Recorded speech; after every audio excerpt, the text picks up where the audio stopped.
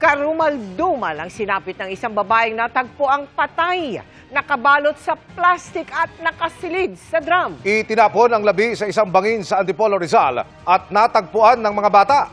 Patuloy pa rin ang investigasyon sa insidente at nakatutok live si Chino Gaston. Chino. Mel, Emil, Vicky, isang bangkay ng babae ang natagpuan kahapon ng mga nangangalakal ng basura sa ilalim ng isang bangin sa gilid ng Marcos Highway sa Barangay San Jose, Antipolo City. Nakabalot sa plastik at nakasilid sa isang plastic drum ang mga labi na ito sa ilalim ng bangin nang makita ng ilang kabataan sa lugar dakong alauna ng hapon. Agad pinagbigay alam sa mga otoridad ang insidente at agarang naiahaw ng mga labi gamit ang lubid. Nakita po silang drum, akala po nila yun kalakal. At nung pagbukas po nila, tumambad po sa kanila ang paa. Kaya immediately pumunta sila sa pinakamalapit na pulis.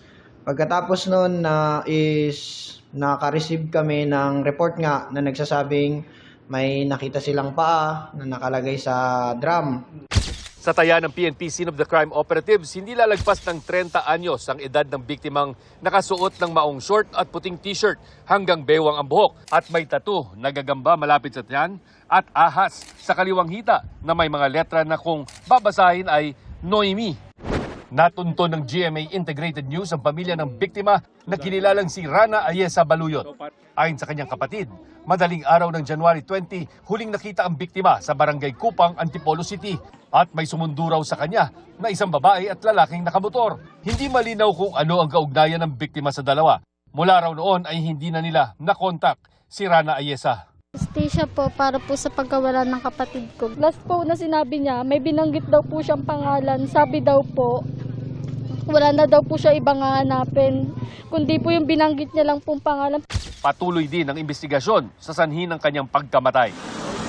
Hunyo ng taong 2023, tinapon din sa bangin di kalayuan mula sa lugar ang mga tinadtad na parte ng isang babae na pinatay umano ng kanyang live-in partner.